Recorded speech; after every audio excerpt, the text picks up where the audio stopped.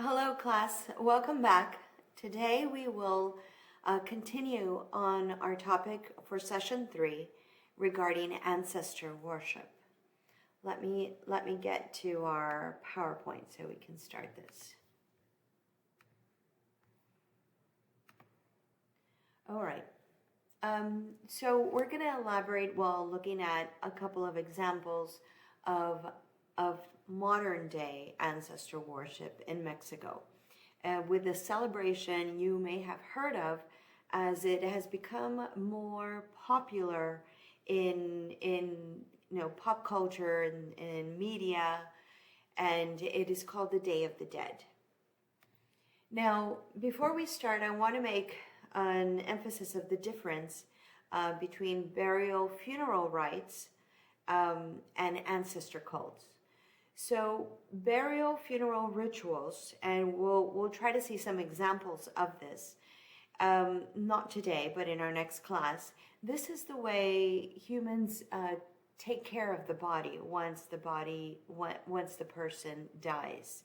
And the way the body is taken care of, the way it's prepared, the tradition of how the body is supposed to be disposed, buried, or burned, it has a great importance, and there's a lot of cultural context here.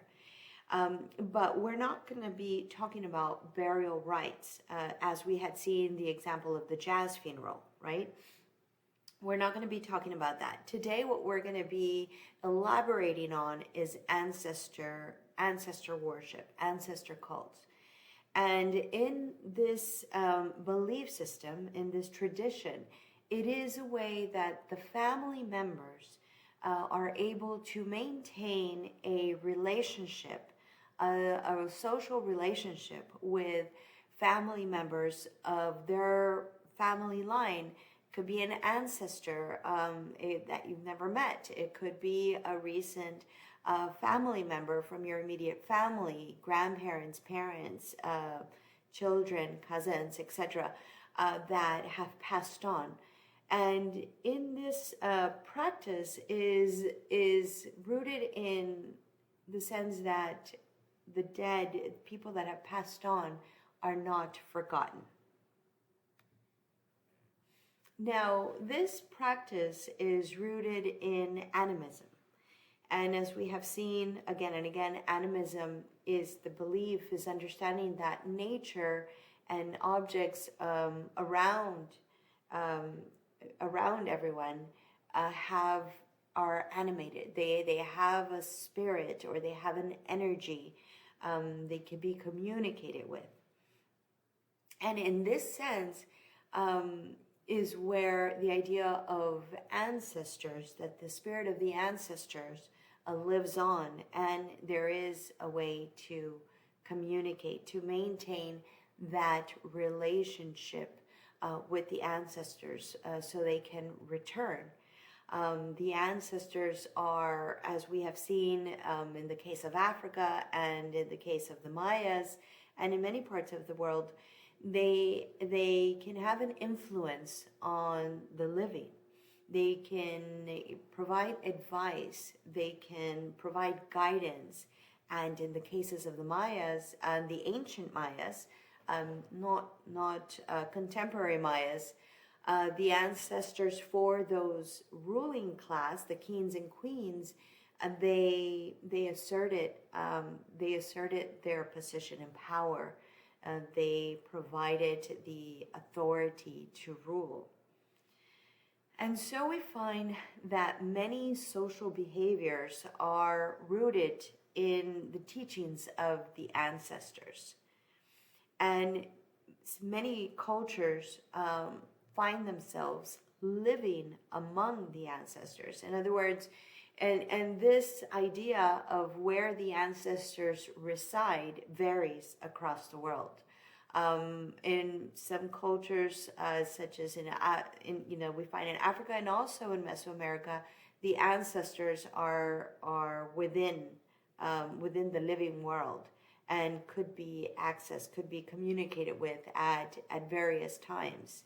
In the tradition of, for example, the contemporary Mayas in the Yucatan, in my experience, where I was documenting agrarian ceremonies and healing ceremonies, and I would ask where, why is this important to do? Why is it important to feed the land and to make this exchange? And he would say, well, this is the way the ancestors would do so. And we need to feed the ancestors so they can have a reciprocal relationship. In the case of agrarian rituals, there is this give and take relationship. It's a reciprocal, it's an exchange. We are making offerings to the elements of nature where the ancestors reside. So contemporary agriculture societies among the Yucateca Mayan view that the ancient Mayas that once occupied these massive cities that are all around them, they transferred into nature spirits, and therefore they are the protectors and also providers of nature. So they must maintain this equilibrium, this relationship with nature, with the ancestor spirits, and therefore these ceremonies are conducted. But in the case of the Day of the Dead, what the tradition that we're going to be looking at today, they are looking at calling upon the ancestors, the family that has passed on, to return and to celebrate with them for a period of time. The Day of the Dead, and mostly celebrated in Mexico, is rooted in ancestor worship, but it's also a combination, what we call syncretism, where we blend elements from different cultures and traditions. It's a combination of Mesoamerican native traditions and beliefs combined with Catholicism that was introduced by the Spaniards. And this blended very well because, as I mentioned, the ancient Mayas and many cultures throughout Mexico, from the Aztecs, for example, already had a practice of traditions to communicate with their ancestors in many different forms, from, as we saw the example, communicate to have vision quest, to confirm authority and territory, to communicating for agriculture, for healing, and various other means. But in Mexico, for example, what we see today in all these iconic figures, where you hear the Day of the Dead, you see these colorful papers, and you see these colorful skulls and skeletons dancing and prancing. This is rooted, like I said, in this blend that was introduced by the Spaniards. Now, this was also a form for the Spaniards to convert many of the natives. And the Spaniards already had a tradition of celebrating saints, All Saints Day, on November 1st. And on November 2nd, they would pray for all of those people that had died and were baptized. So it's All Souls Day. So they already had this tradition, but their view of what happens after one passes on is still very different. But nonetheless, when this practice was introduced to many indigenous cultures of Mexico, it was widely adopted because as they already had these traditions. And I'll explain in the case of the Mayas how long they celebrated this, for about 5 months. So it was easy to take on. And when it was introduced in the month of November, this also represented the beginning of the cool winds arriving that were associated with the ancestors.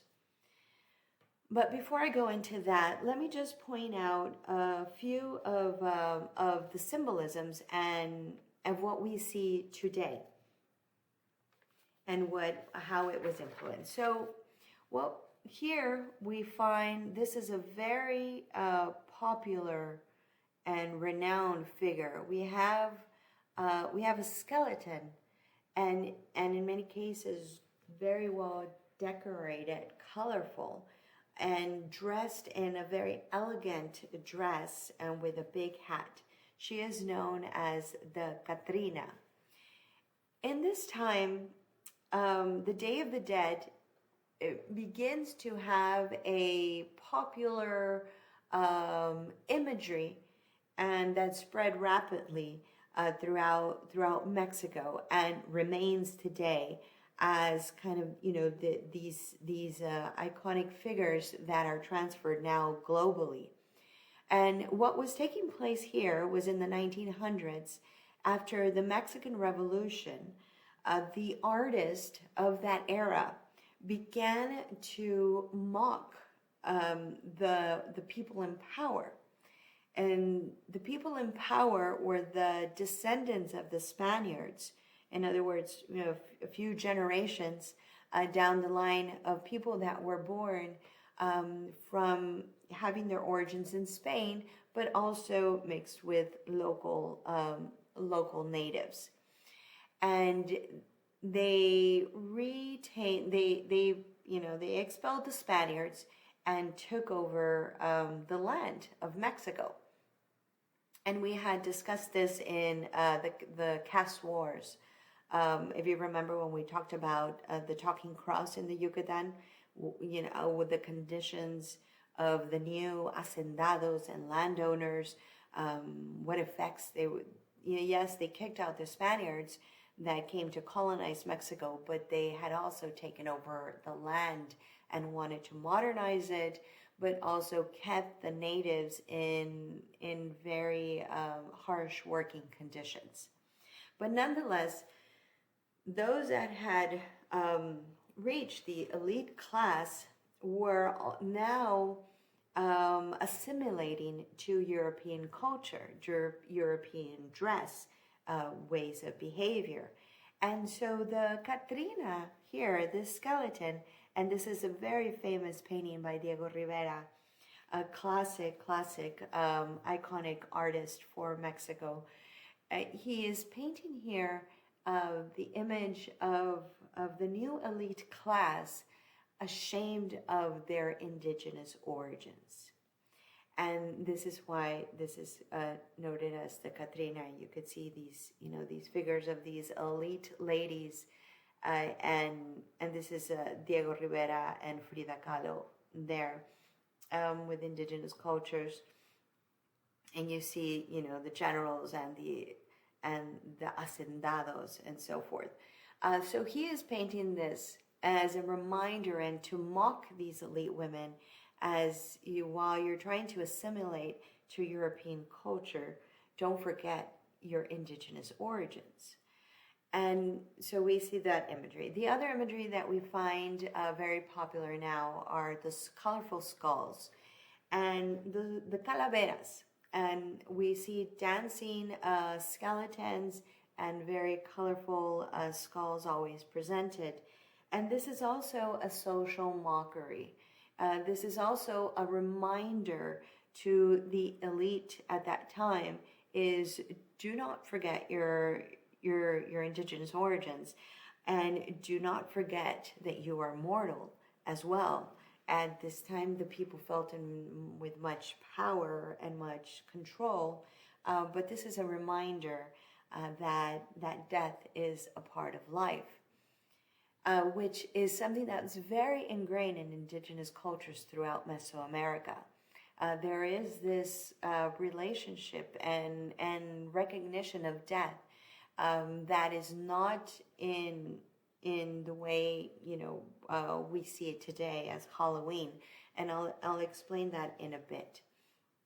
The other popular images that we see today are, for example, the paper cutouts, mache paper, artistic paper, very colorful. It has different figures. This is actually was borrowed from the Aztecs.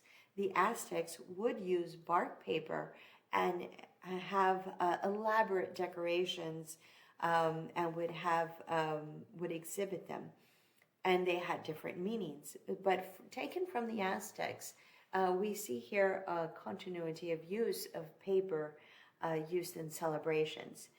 And when we find the imagery of beautiful, colorful monarch butterflies, very interesting. In this, around this time, in November, the migration of monarch butterflies culminates in Mexico, and they have a representation there. They are thought now to represent the souls of children that are returning. And so in many altars, you'll find, when you find very colorful imageries, bright colors, they are dedicated towards the souls of children. Okay. Today I'm going to present mostly about the Yucateca Mayas and their celebration called Hanal Pishan, which is food for the soul. And this celebration is, like I said, the Mayas had, the ancient Mayas had various forms of communicating with their ancestors, and they had different meanings. In the way the Mayas already had, would dedicate about 5 months out of the year in recognizing their ancestors. But when the Spaniards integrated this into more popular culture among the Mayas, among the people, then this found some similarities to their agriculture calendar. And in their agriculture calendar, they had a celebration that began in August, and that were made offerings to bring about the rain and to have the crops survive the harsh droughts. And if they survived throughout this period, they would be making offerings in hopes that the crops would be able to be harvested in November.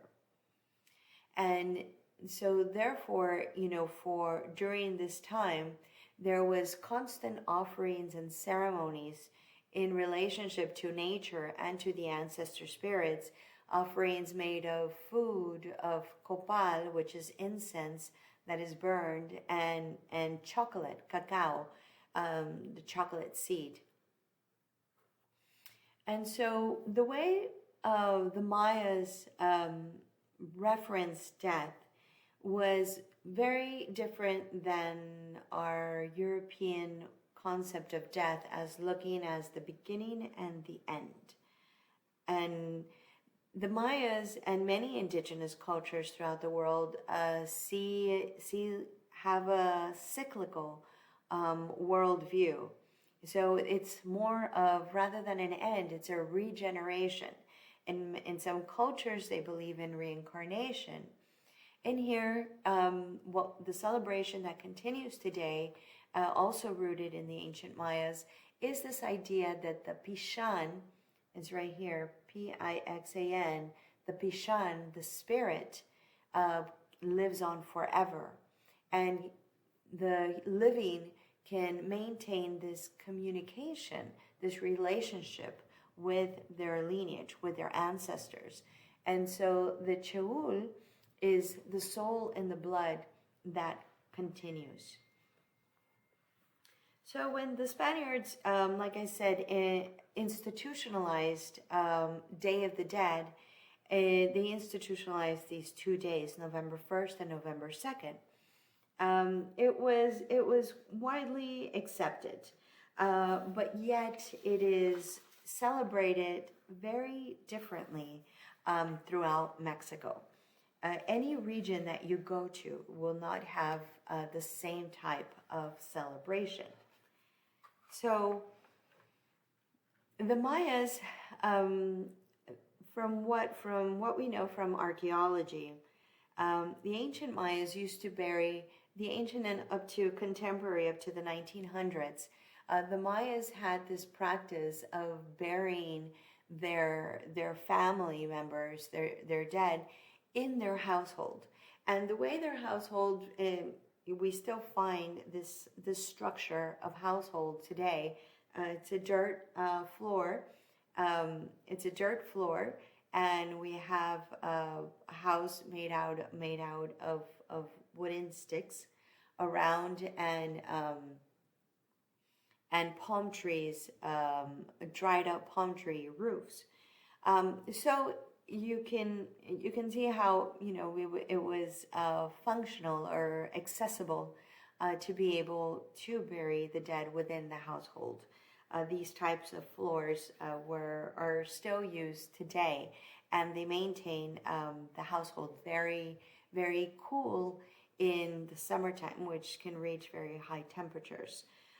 Nonetheless, the cemeteries were not introduced probably until about the mid 1900s, 1917, 1920s, where it is documented that the region of the peninsula, in particular, suffered an outbreak of smallpox and measles, and therefore the practice of cemeteries and use of separating the bodies and placing them in another locality, such as cemeteries, became more popular.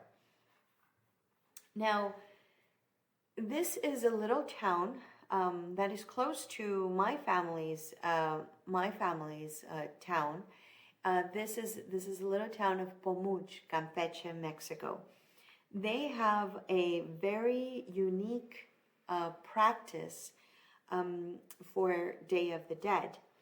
In Pomuch, and they have reached international recognition for their tradition. For archaeologists and forensic specialists, they see this as as an archaeological or forensic nightmare, because the bones of the deceased are constantly moved and removed and put in boxes.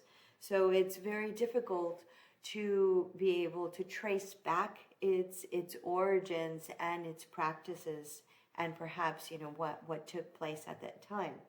But nonetheless, what happens here is the community returns to the cemeteries in preparation for the Day of the Dead, and they remove the bones and the skulls, and they place them in this decorated box. But before doing so, they clean them. We will find this idea of maintaining cleanliness throughout these days as something very important, because they find that the spirits of the ancestors return, and if your space is not clean, if the bodies are not washed, the ancestors have to get to work to help the living organize their space or clean their space. And we'll find this example again. But here they have a practice of of course, if the body is ready to be removed, then the skulls are removed, the bones are removed, and they are placed in these boxes, and offerings are made during this time frame. This practice is not found in throughout the peninsula. Pomuch is unique in this sense. But what we do find throughout the peninsula is the practice of Hanal Pishan. Hanal is food in Mayan, and Pishan, I just introduced, it means spirit. So it's food for the spirit. And what is, the preparation starts well in advance. And what you find here is most households, and this is the picture from my family's home. They make altars, and every altar in every household will be very different. Some become more elaborate, some are simple, but nonetheless, this idea that a space is provided and offering food offerings as elaborate or as simple as they can be are made for the returning spirits of your family members. And here we find, you see the color of these flowers. The darker tones are for adults that have passed on. If you find an altar with very bright, colorful flowers, those are more for the souls of children that have passed on. The type of plates and incense and that are used are traditionally just clay pots, not decorated, not colorful, just clay pots. And also the use of candles. We see the 4 colored candles here, representing, there's usually 5, I'm seeing the black, representing the cardinal points from west to east, north to south, and the center.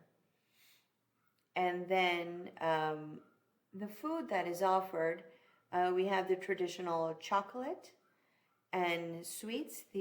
Some of these are fruits that are homemade, that are prepared, and like nance and sweet sweet calabazas. And then there's other foods that are purchased. Okay, but this preparation, it starts way in advance for people to start getting their altar ready, and they set the table, they set the altars, and they start a prayer, a visual by October 31st. And I want to point out this time frame because in a little bit I'm going to point out the challenges that are now being faced with the introduction of Halloween in this region. So on October 31st, the first prayers start, the first gatherings. And again, this October 31st is dedicated to children. And on October 30th, or the 31st, the family starts preparing. They cook all night and up to the sunrise. And foods that are prepared have to be a local, what we would call organic chicken or turkey. It must be locally grown. They usually buy it from somebody local that is growing them in their backyards, and it must be offered.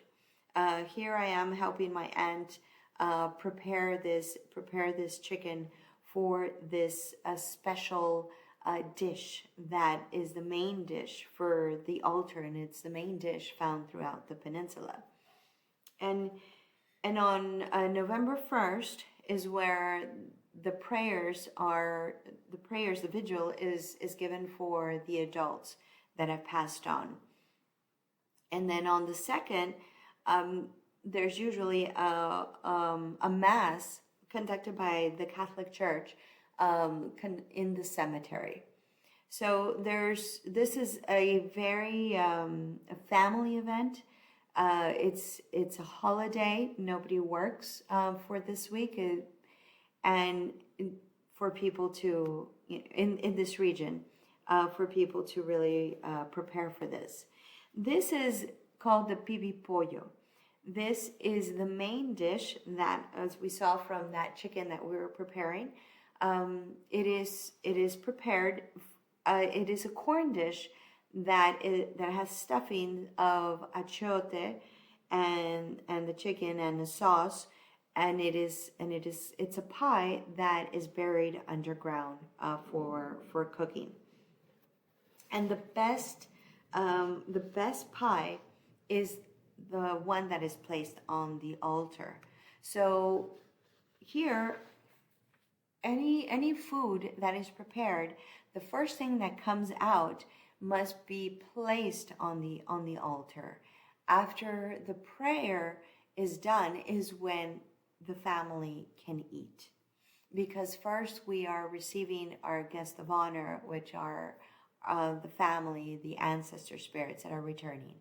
And the people in the community that are called upon to return these spirits are not the Mayan priest in this case.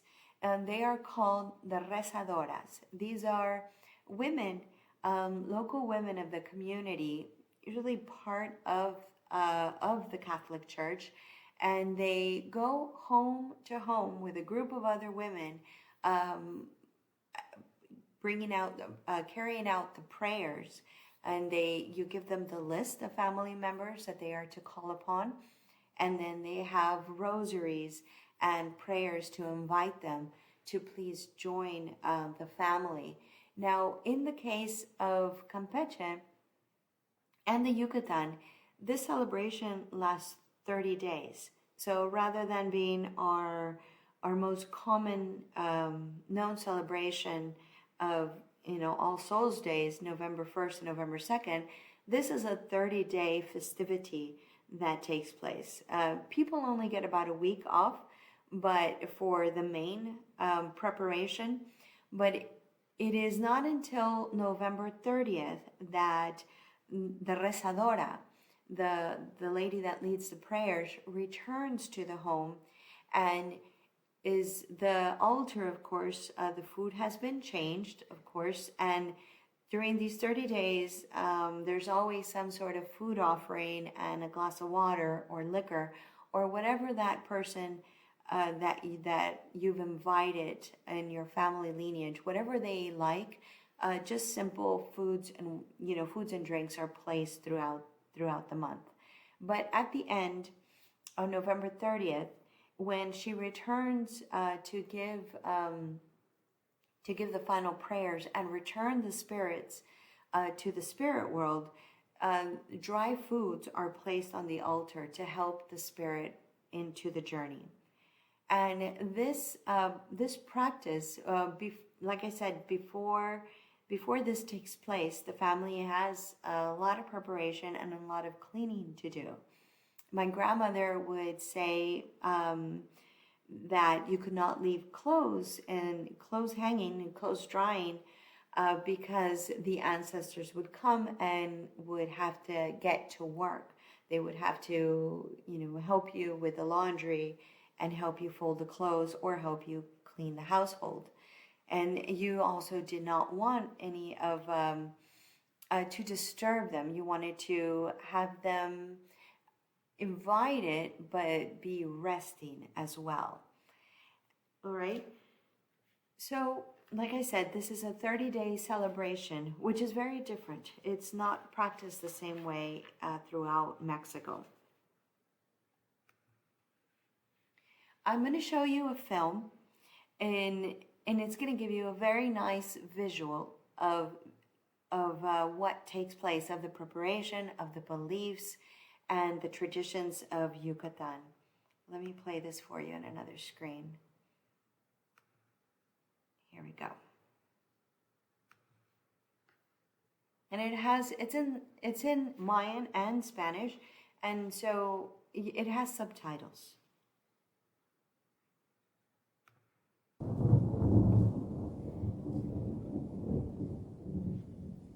Sokol ochole ghost chako kukolin jume el yach chahi. Bale le ikko sokok eshpahal machokui sis. Ichich carmene uyalike uyik alil pishano.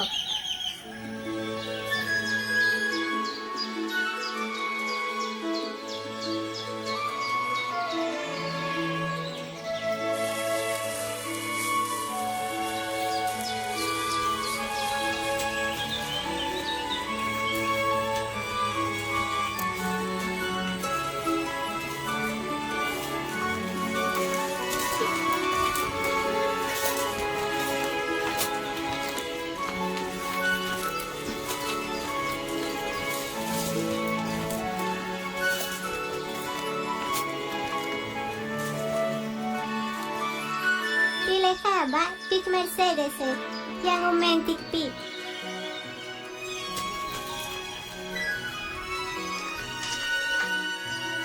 Letie in mama.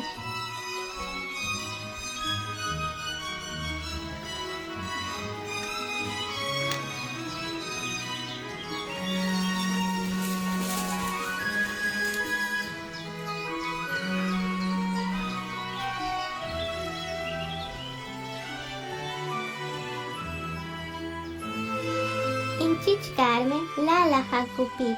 Letikans in mama Mercedes, letitungken ube telekinova.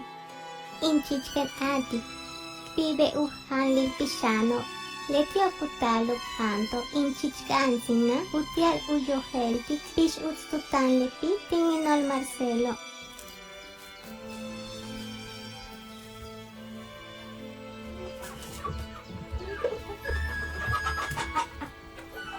Le casio kukin salti le kinabo, kumalok sentalo, ku alatan talo, pale matut sabat ukawao, pale tenetin sah ukawas Lorenza, helbishin bashale.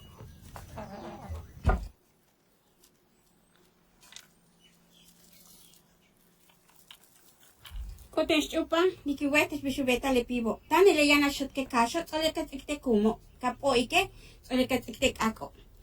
An tsolete che chupa matanat atelamente che sis kabech. Mawa matun tahle pivo. Mientras tu tahle kasho, te che kashat ke hucho, y te le mante kao. Intes Rosario, matun machin lehanalo. Tumenkuyalik inchiche siskap. Le masho beyoba, wakumachikob le pivo. Matun taktal yetel kuhaktal. Yanikisken le Lorenza. Utial uchaka le casho pusaban. Orégano, tap, pimienta, capel uko ajo.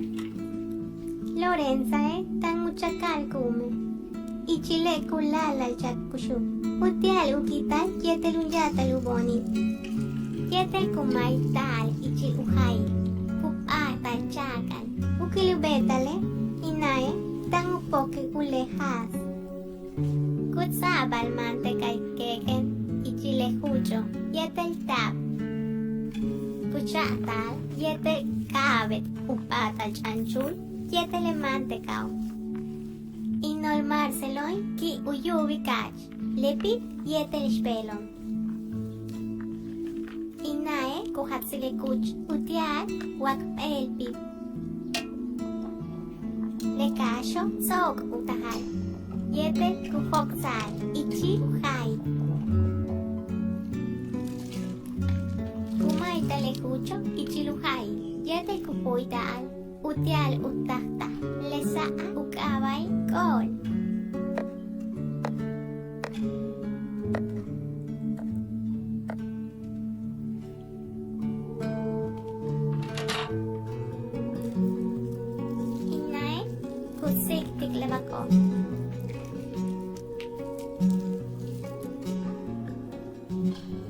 Inchiche kufoksik usumile haso utial ukachile pivo. Usutu kile inae chok leleo yetel upelchanok chul. Utial ukachile pivo kutsolo lo su. Uleile haso yetel uleobo.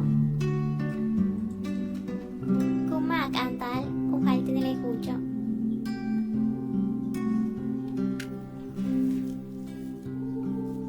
Kuchupul yetel bak.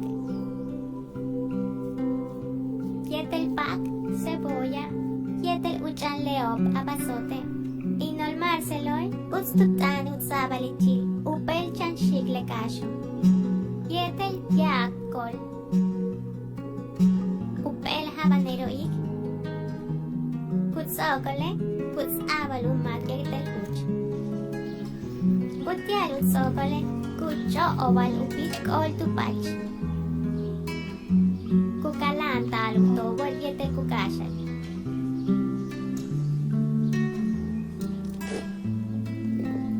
Usu tukile ichantata ramiroy ocupan iglesivo. Kut aviglesio. Yetel kuts ag letunish yokol. Uteal uchak hopental. Uteal ukutahale pivo. Hinchiche. Kuhashtek upol yantun mehem palal. Uteal ulilik. Waminantio mastik kampe mehem remolino. Tumen kuyalike matutahale pivo. Leken habak lesiobo. Kuhayamalop letunichobo. Yetel kuhaya le pivo. Yoko letunichobo. Yeteleo, yetel saco. Yetel kumukul upel ora.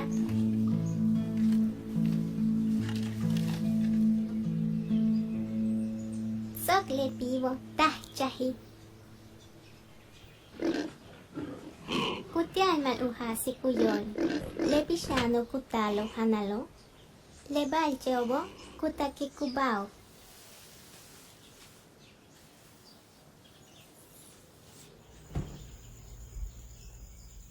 Le casnálobo, cabet uyántico, le pisano desde cementerio tactuyotochobo, utial ucuchulov pecajo, cusaiko kibo yocolcot.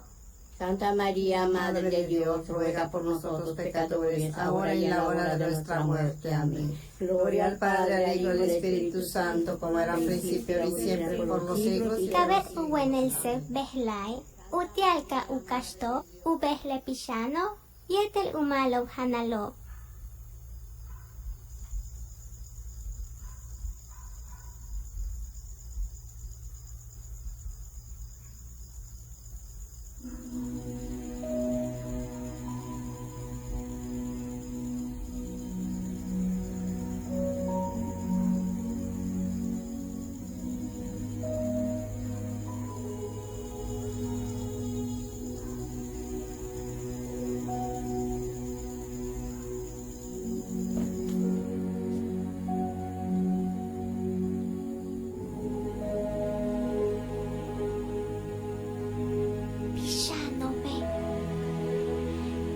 Ojoli lehanal kuhantikobo.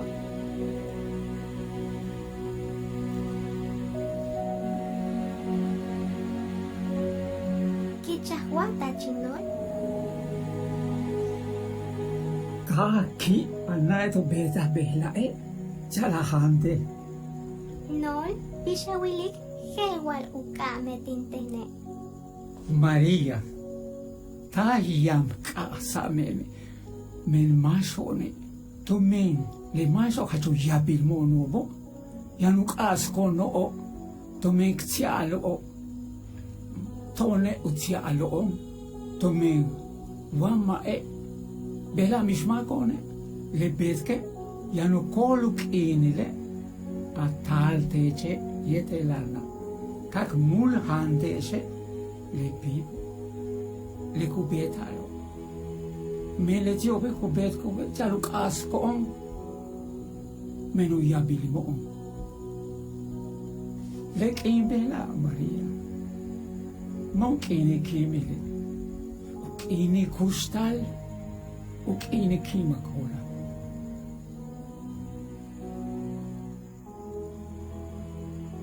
Uyashkinilti noviembre, mejen palo el koshul, yetel ukap kelkinile, nohoch mako.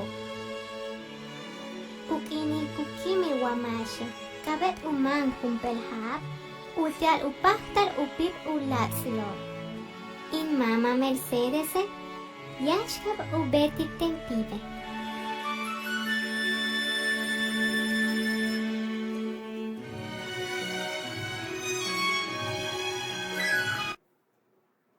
Okay, let's get back to this. All right, so as you saw, that was a very, a great video that came from the Yucatan to give a visual example of all the elements that are integrated in this celebration. And this is a perfect example of syncretism, of a blend of, of native worldviews and tradition that still continues today, blended with, Catholicism in this case, but nonetheless, the elements of viewing death and not the end that the spirits of the family and the ancestors live on and can return to visit us. And therefore, there's this communication, and as well as never forgetting the family in that case. So this is a very, very widely celebrated tradition throughout the Yucatan that is also facing challenges today, as rooted in this again this introduction of the celebration of contesting spaces with the idea of Halloween. Now, Halloween has its roots in Europe. It was a Celtic tradition that was celebrated to actually keep the spirits of the unrest away. And so sweets and sugaries and honey were placed outside the homes, in this idea that those souls that were ghosts, this idea of ghost and the souls of unrest, we find, in many cultures throughout the world.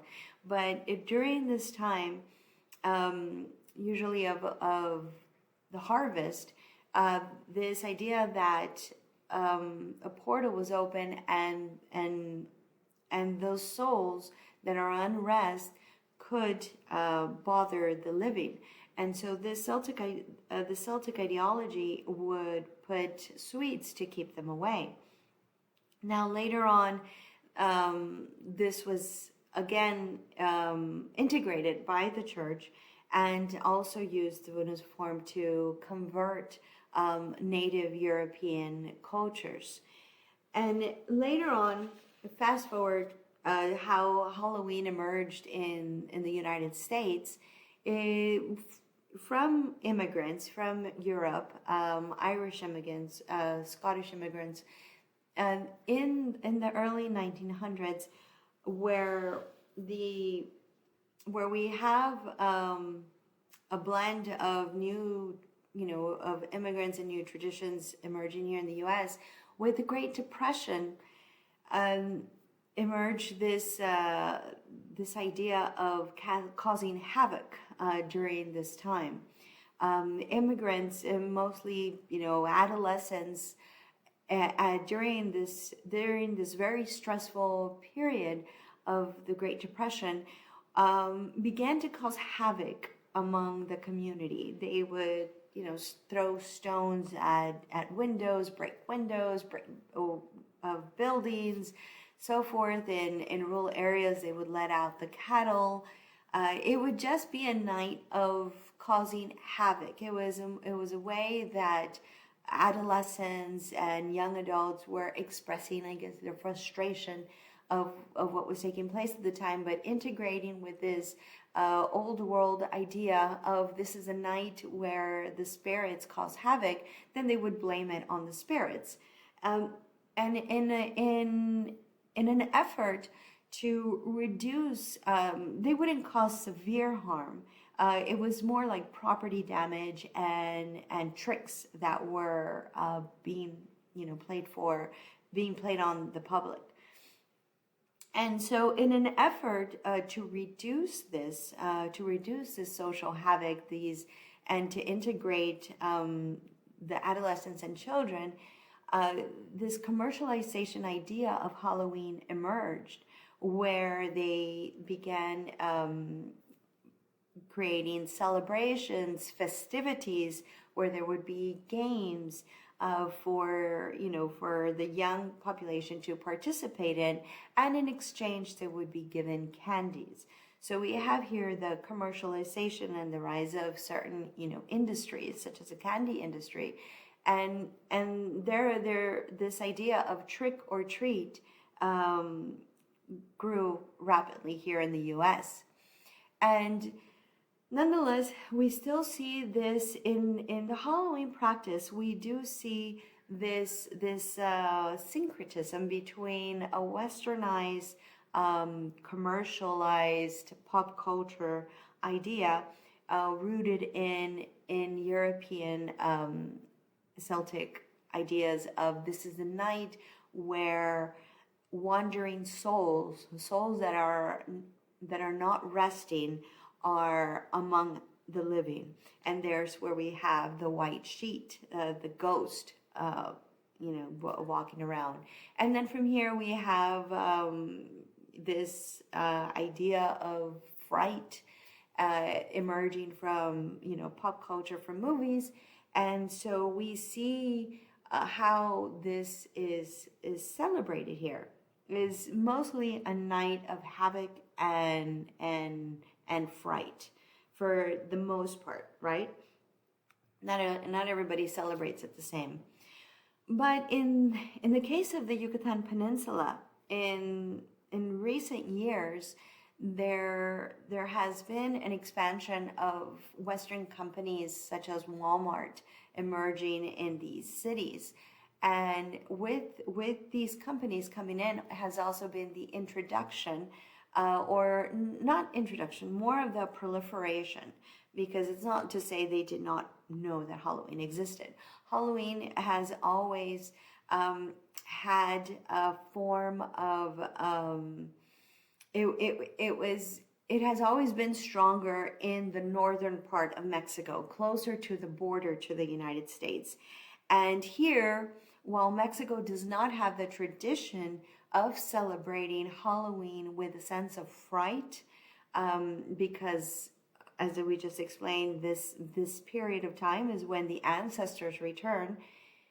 In the northern part of Mexico, such as cities of like Monterrey and more modernized cities, they associate being closer to the U.S., and therefore you see the emergence of the celebration of Halloween. And this also has a distinction very similar to what we saw in the artistic paintings of the Catrina. It is very much the distinction that we are westernized, we are modernized. It represents also, in some cases, a social class. We have ties to the United States and so forth, and we have this celebration. And people start moving away from their indigenous traditions. And so it also kind of represents like what Diego Rivera was pointing out with the Catrina. People trying to assimilate to a Western culture and forgetting their origins or their tradition.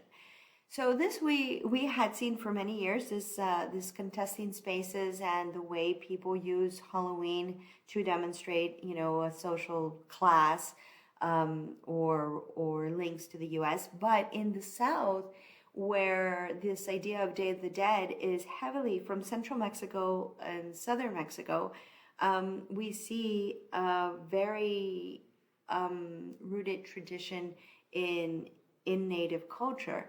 And so this is a picture I took of Walmart in Merida that, as you could see, they introduced the altar, blending in the practice of having skeletons on the altar, but also integrating the jack-o'-lantern and the costumes. And here we have this mask of fright. And now, it's not to say that in this region they don't celebrate wearing costumes. As you saw in the case of Guatemala, Latin America and Mexico has a tradition of wearing costumes, and they have different celebrations. In particular, Carnaval. They celebrate Carnaval. This is where the community gets to dress up and cause havoc, do tricks. It's a combination of, they could dress up as whatever they wish to, but this was done in more of a spring celebration, not during this harvest, this celebration of Day of the Dead. So here we have what we call contesting spaces, where a lot of the young generation becomes very interested and starts adopting these practices during this time that many people consider sacred. And in an effort to do this,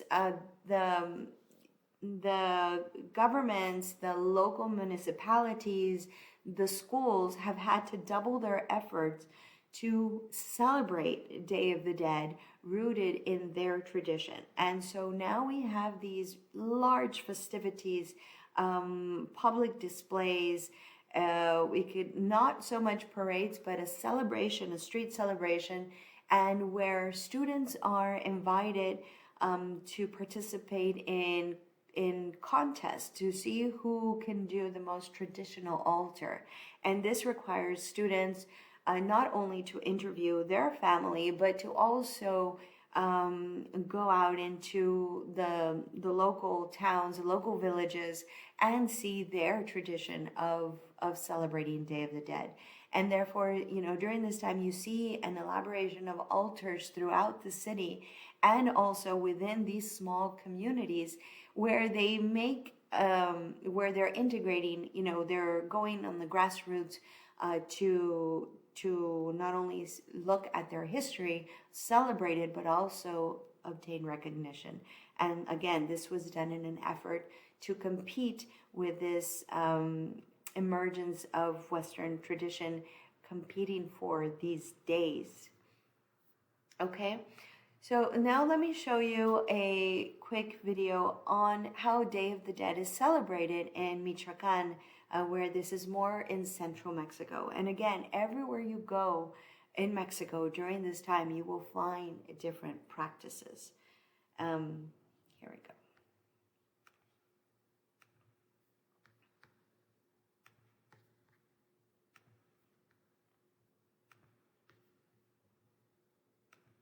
October in Mexico marks the beginning of one of the biggest festivities in the country, Dia de Muertos. Come with us to the state of Michoacan to experience one of the most incredible Day of the Dead celebrations.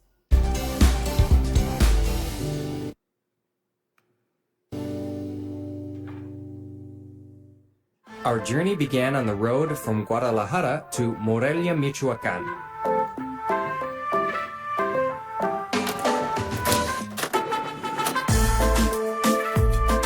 On the way there, we saw trucks loaded with cempasúchil and flor de muerto flowers. We're in Morelia. Yay! We're gonna look for the hotel.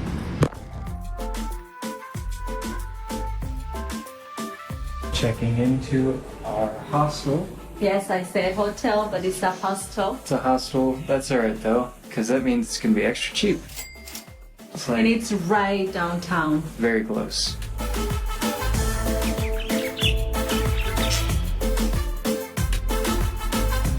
Morelia is a beautiful colonial city declared a UNESCO World Heritage Site in 1991. As the capital of the state, there are tons of cultural events and things to do during this fascinating holiday.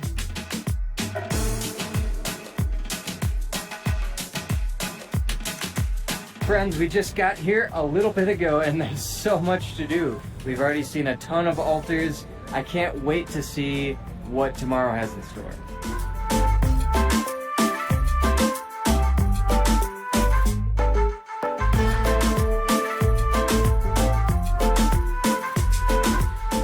One of the main activities for Day of the Dead in Mexico is setting up altares. In Morelia, every year students from different schools gather in the Centro Histórico to continue this beautiful tradition of decorating altares de muerto. Some of the students there told us more about the event. Estamos organizando y realizando una de las festividades más tradicionales aquí de México, que es el Día de Muertos. Estamos haciendo altares, que es una tradición muy importante aquí. A nosotros nos tocó Janicio. Creo que, de hecho, nuestro altar es el principal, está dedicado a Melchor Ocampo. ¿Qué piensan ustedes? ¿En 100 años van a estar celebrando Día de los Muertos? Pues probablemente sí. Si nosotros ponemos nuestra parte, seguimos festejando, seguimos haciendo este tipo de actividades en nuestras casas, claro que se conserva. Altares de muerto are also known as ofrendas, offerings. They are a fundamental element of the celebration where people place water, food, and candles to receive the souls of the dead as they return to visit.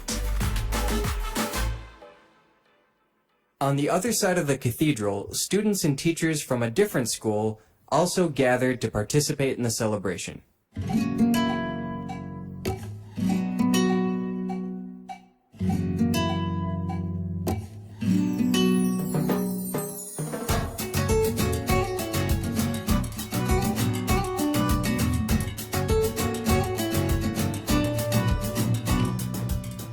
nada más si nos platicas un poquito de lo que están haciendo los jóvenes aquí.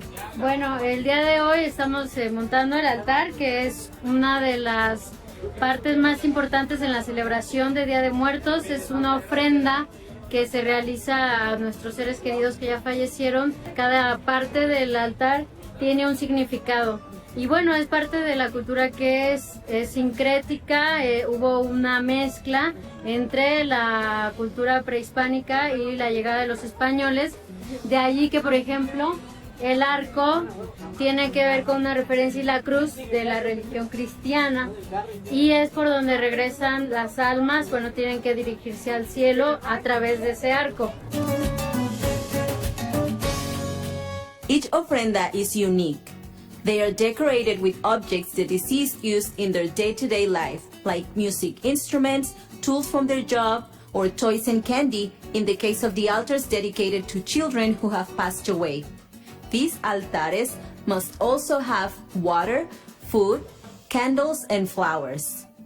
The vibe in Morelia's historic center is inviting and festive, but we wanted to see a more traditional way of celebrating Dia de Muertos. So we headed to Pátzcuaro, where we took a boat to get to the island of Janitzio to see one of the most spectacular Day of the Dead celebrations in the country. We are finally on our way to Pátzcuaro. It took us forever to get out of the downtown Morelia area. The traffic there was so horrible. We can't wait.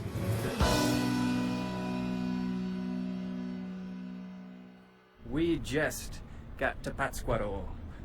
Finalmente. We plan to stay the night. It's gonna be a long night. Pátzcuaro's Pier is another important area during Dia de los Muertos. There's music playing all night, people dancing, and food for days. I can't resist chiles rellenos.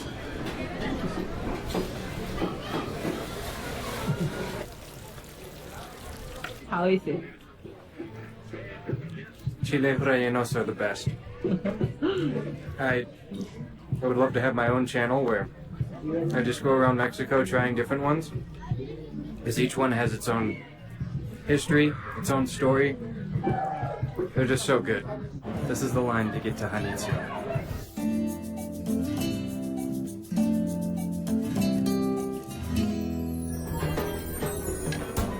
Tenemos nuestros tickets.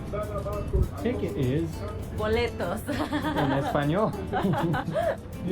From here, people get on boats to visit some of the islands in Lake Pátzcuaro. Most people go to Janitzio, where the celebration takes on a more traditional feel. The island of Janitzio is the main island of Lake Pátzcuaro. Each year, thousands of people from all over the world make their way to this picturesque little island where the Purépecha, natives of this region, honor their deceased loved ones. Multiple alleyways lead up to the top of the island, where you can see its most prominent feature, a giant monument dedicated to José María Morelos, one of the leaders of the Mexican War of Independence. The city of Morelia is named after him. The charming cemetery in Janitzio, overlooking the lake, is the center of the celebration of Dia de Muertos in Michoacán, and perhaps in all of Mexico. Over 20,000 people arrived to the island over the course of Day of the Dead to witness this tradition.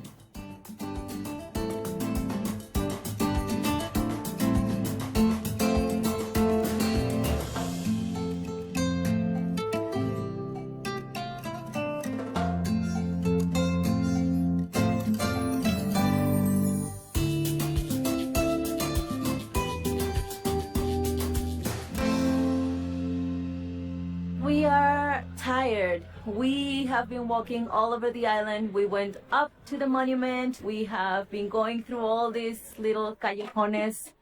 We ate some delicious things. And we just got to the cemetery, which is right behind me. Now we're gonna find a place to stay the night. It's getting really cold. I'm super cold. I'm even wearing gloves. People here in Janitzio believe that when it starts getting cold, it's because the souls or the spirits of the people who passed away, who are buried here, are arriving from the afterlife.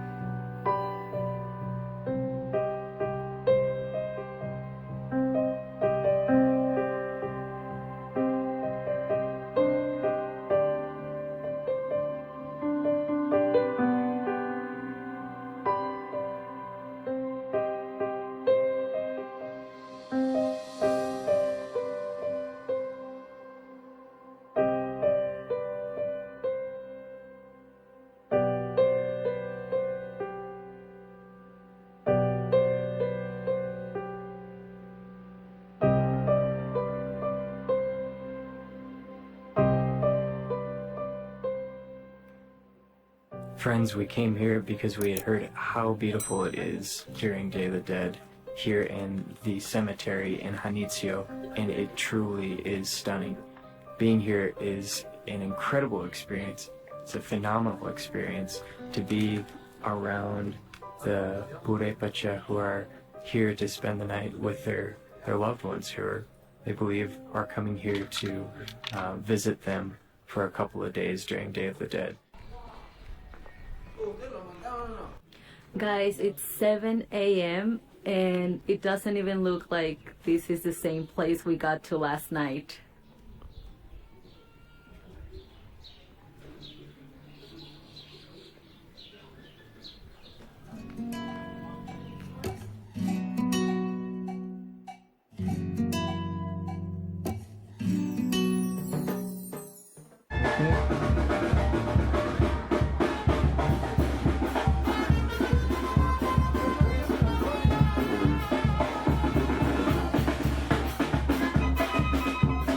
They party hard in Patchwork. I'm pretty sure the band is still going from last night, and it's like 8:15.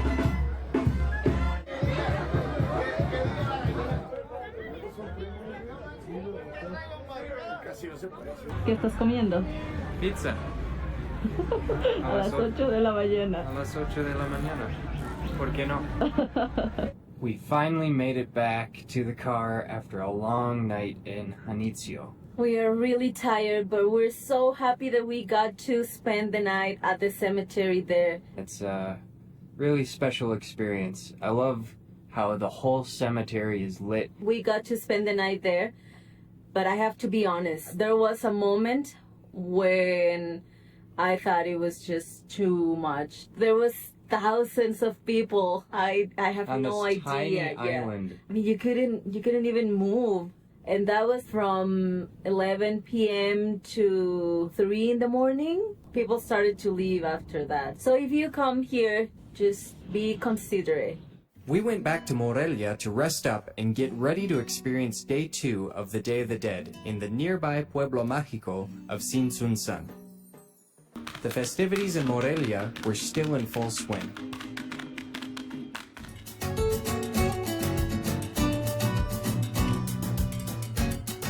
Vamos a Sinsunsan.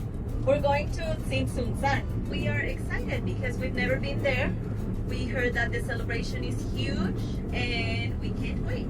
Looking forward to it. Sinsunsan is located on the northeast shore of Lake Pátzcuaro. This town was once the capital of the Tarascan state, which covered most of the state of Michoacán and some parts of Guanajuato and Jalisco, where the Purepecha tribes settled an impressive and powerful empire.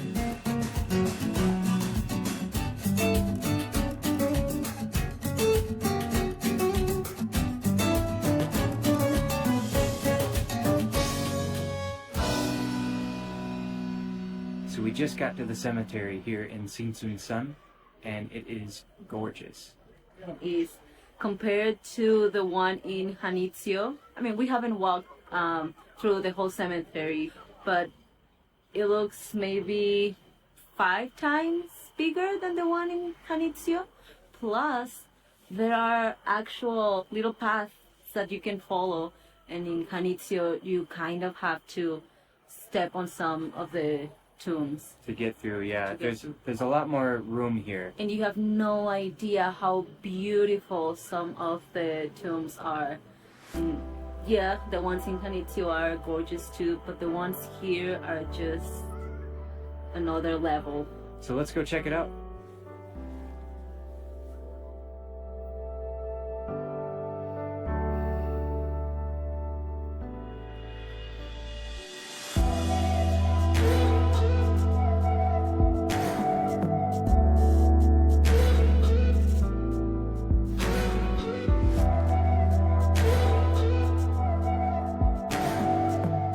Two of the main elements you're going to see here on altars and tombs are cempasúchil flowers and candles, which are symbolic of light. Now it is believed that these two elements help guide the spirits from the afterlife back to their loved ones during the celebration. As you can see, Dia de Muertos is a beautiful celebration of life and death. The special tradition of honoring the dead every year reminded us that we're never truly gone as long as we live on in the memories of others. All right. So, as you see, there's various forms of celebration. Even as we saw in the case of the peninsula, even within neighboring towns, people celebrate it very differently. And here in Michoacan as well, from the islands to the mainlands, in some cases it's just an ongoing celebration, an ongoing party all night. In other cases it's a vigil. There's family members are either at the graves or are cooking all night for their guest of honor to arrive.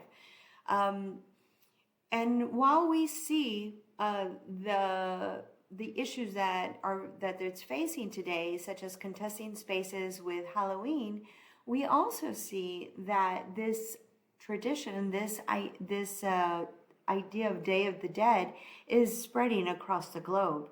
Many countries in Europe have adopted it and retaken it, remembering their origins, their traditions, and remembering the ancestors.